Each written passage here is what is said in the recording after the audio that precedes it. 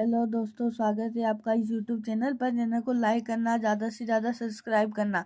आज मैं आपको रासायनिक अभिक्रियाओं के प्रकार बताने जा रहा हूँ। क्लास 10th के अध्याय फर्स्ट रासायनिक अभिक्रिया एवं समीकरण के पार्ट 2 में देखेंगे। इसके अंदर रासायनिक अभिक्रियाओं के प्रकार है। पहला, संयोजन अभिक्रिया। संयोजन अभिक्रिया को कॉम्बिनेशन रिएक्शन भी कहते हैं। कॉम्बिनेशन रिएक्शन में क्या होता है, इसमें एक अभिकारक दो या दो से अधिक उत्पाद में टूट जाता है, वो तो वियोजन अभिक्रिया होती है। लेकिन दो अभिकारक मिलकर एक नए उत्पाद का निर्माण करते हैं। दो अभिकारक मिलकर एकल उत्पाद का निर्माण करते हैं, उसे संयोजन अभिक्रिया कहते हैं। इसी अंदर एग्जाम्पल दिया हुआ है, कैल्शियम ऑक्साइड प्लस जल, तो कैल्शियम हाइड्रोक्साइड, जिसे बुझा हुआ चूना भी कहते हैं। एग्जाम में क्वेश्चन पूछते हैं कि बुझा हुआ चूने का फॉर्मूला बताओ, तो CaOH2 का होल ट्वाइस, इसे हम कहते हैं बुझा हुआ चूना। और बिना बुझा हुआ चूना कहते हैं CaO कैल्शियम ऑक्साइड। तो कॉम्बिनेशन रिएक्शन संयोजन अभिक्रिया वह अभिक्रिया होती है जिसमें दो अभिकारक मिलकर एक एकल उत्पाद का निर्माण करते हैं, उसे संयोजन अभिक्रिया कहते हैं। जैसे इसके अंदर काफ़ी सारे एग्जाम्पल दिए हुए हैं। कोयले का दहन, कोयले मतलब कार्बन को जलाएंगे ऑक्सीजन में C+O2, तो क्या बनेगा CO2। ये भी एक प्रकार की संयोजन अभिक्रिया ही है। अब हम आगे देखते हैं वियोजन अभिक्रिया किसे कहते हैं। वियोजन अभिक्रिया को अपघटन अभिक्रिया भी कहते हैं। इसे हम डिकम्पोजिशन रिएक्शन भी कहते हैं। इसके अंदर इसका थोड़ा अपोजिट होता है, संयोजन का अपोजिट होता है। उसके अंदर तो दो अभिकारक मिलकर एकल उत्पाद का निर्माण कर रहे थे, इसके अंदर एक अभिकारक दो या दो से अधिक उत्पाद में टूट जाता है, अपघटन हो जाता है उसका। जैसे ये भी 3 टाइप का होता है वियोजन अभिक्रिया पर। एक तो तापीय होता है, एक प्रकाशीय, एक विद्युतीय वियोजन अभिक्रिया होता है।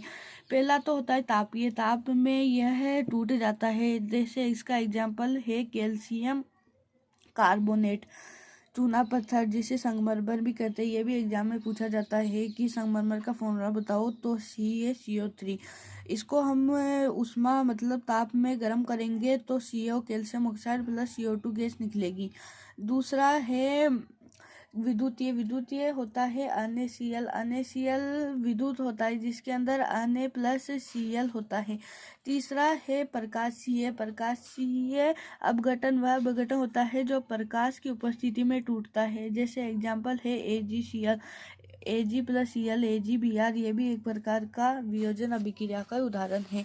अब हम तीसरी अभिक्रिया देखते हैं, विस्थापन अभिक्रिया। विस्थापन अभिक्रिया वह अभिक्रिया होती है अधिक क्रियाशील तत्व कम क्रियाशील तत्व को विस्थापित कर देता है, उसे विस्थापन अभिक्रिया कहते हैं।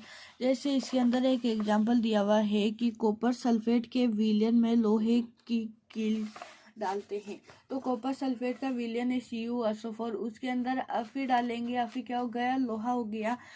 तो लोहा कॉपर को विस्थापित कर देगा, अफी SO4 बन जाएगा और कॉपर बाहर आ जाएगा। यह अभिक्रियाशीलता सक्रियता श्रेणी हम 3rd चैप्टर में पढ़ेंगे, उसके अंदर समझ में आएगा अधिक क्रियाशील तत्व कौन सा होता है, कम क्रियाशील तत्व कौन सा होता है। अभी तो हमको इतना ही समझना है कि विस्थापन अभिक्रिया वह अभिक्रिया होती है जो अधिक क्रियाशील तत्व को कम क्रियाशील तत्व में विस्थापित कर देती है। अगला है द्विविस्थापन अभिक्रिया। द्विविस्थापन अभिक्रिया वह अभिक्रिया होती है जिसके अंदर अभिकारकों के आयनों का आदान प्रदान होता है। जैसे इसके अंदर एक एग्जाम्पल दिया हुआ है NaSO4। NaSO4 हो गया सोडियम सल्फेट प्लस बेरियम और क्लोरीन हो गया, ठीक है। ये बेरियम सल्फेट बन जाएगा और ये NaCl मतलब नमक बन जाएगा, जिसे हम सोडियम का क्लोराइड भी कहते हैं, ठीक है। ये वाला बन जाएगा। अब अगला है उपचयन अपचयन अभिक्रिया। 5वीं अभिक्रिया का प्रकार है जिसे हम रेडॉक्स अभिक्रिया भी कहते हैं। उपचयन अभिक्रिया में ऑक्सीजन की वृद्धि होती है, तो अपचयन में हाइड्रोजन की वृद्धि होती है। अब इनके एग्जाम्पल देख लेते हैं। CuO copper oxide plus hydrogen, copper plus H2O जल बन जाएगा। ये एक प्रकार की रेडॉक्स अभिक्रिया है। इसके अंदर CuO का तो उपचयन हो रहा है और H2 का तो उपचयन हो रहा है, CO का अपचयन हो रहा है। अब हम आगे कल देखेंगे कि इसके विक्रयगंधीता और संचारण कल देखेंगे, ठीक है, कल वाली क्लास में।